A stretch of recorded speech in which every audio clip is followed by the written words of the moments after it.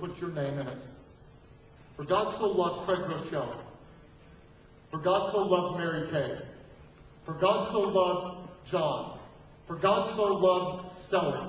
For God so loved Pierre. For God so loved Juan. For God so loved Caleb and Michael and Jennifer. For God so loved you, that he gave his one and only Son, Jesus, that whosoever believes in him would not perish but have eternal life. Because love is not just something that God does, it's who he is.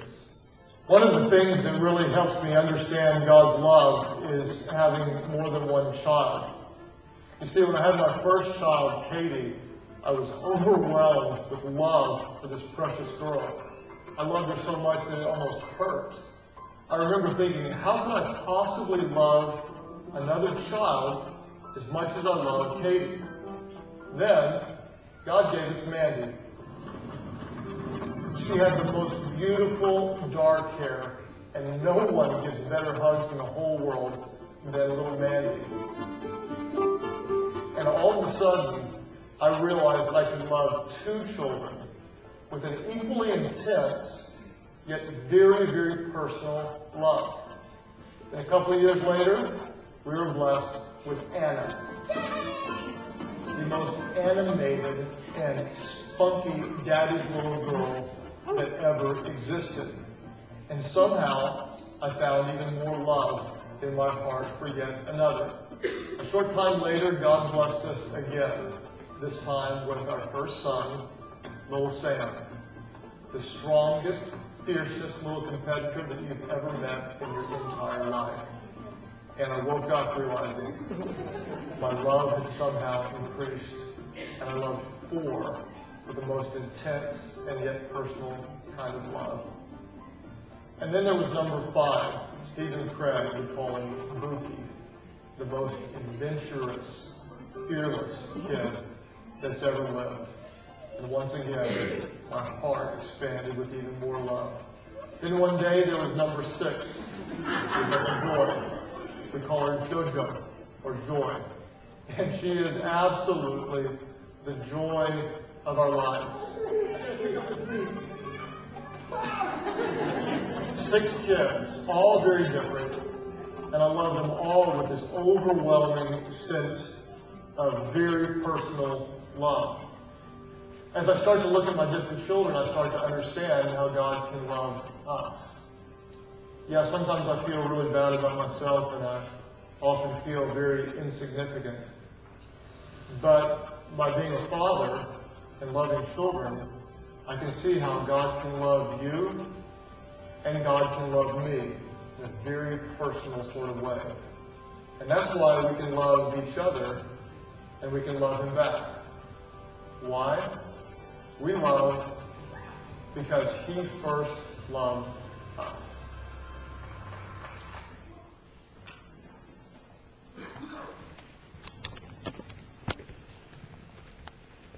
What was the worst day of your life? I'm not talking about the day that the worst thing happened to you. I'm talking about when you were at your worst. What was your worst day? I was thinking about that, and of course my list was quite long. It was hard to pick one, so here's the first one I can remember, my worst day. Remember back in our parenting series, I told you a little bit about how when I was in 8th grade, I had done something wrong, and my mother decided I needed discipline, so she got out the wooden spoon and she began to spank me. Remember that story? Just a few weeks ago. And she wailed on me so hard, she was working up a sweat.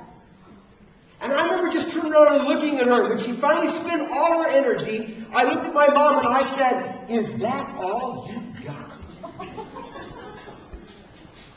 Now, my life had been trending in a bad direction at this point. I was beginning to come of age. I was beginning to feel my oats. I was beginning to go a kind of a dark direction. And this level of disrespect was a new thing for me. Is that the best you got? And then my mom said, "Wait till your father gets home."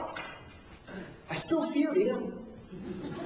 She sent me to my room and said, "You just wait there until he gets here." So I'm sitting in my room and I'm thinking, what am I going to do when my dad shows up? He's going to be so ticked.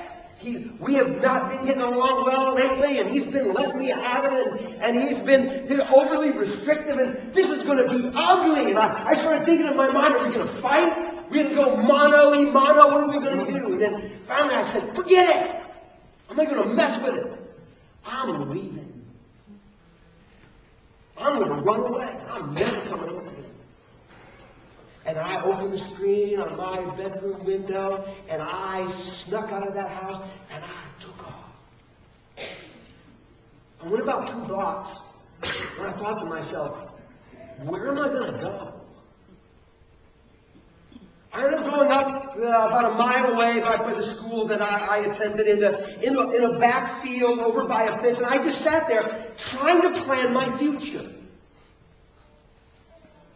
And then remember, as I sat there and the sun began to go down, I saw this Volkswagen Beetle that my dad used to drive, driving by and suddenly come to a halt, just park. And my dad got out and started walking across the field. And I thought, here we go. I could probably outrun him, but why? I'm just going to let him come and say whatever he has to say. And we're going to have it out right here in this field. And the closer my dad got, the more scared I got. But I just worked up all the little 8th grade, emotion that I could, and I was ready for it. And my dad finally arrived at me, and he just said, Dave, what do you say we go get something to eat? Well, talk about a way to appeal to an 8th grader. And I was like, okay. And so we went to a mall, and he said, what would you like?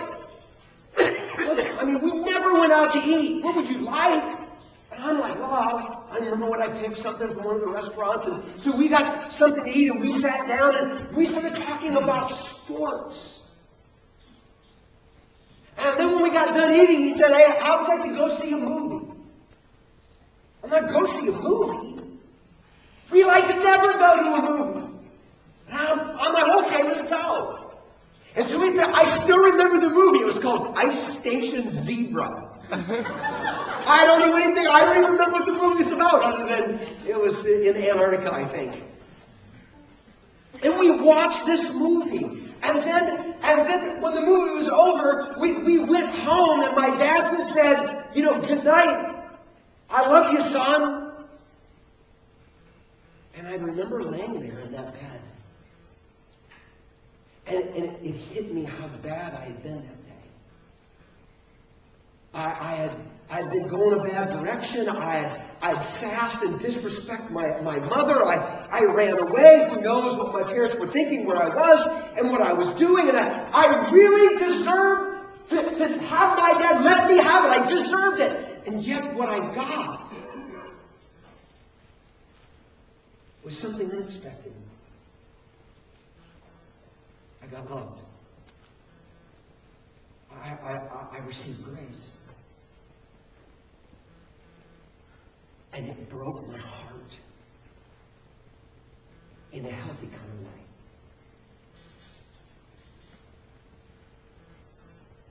What was your worst day?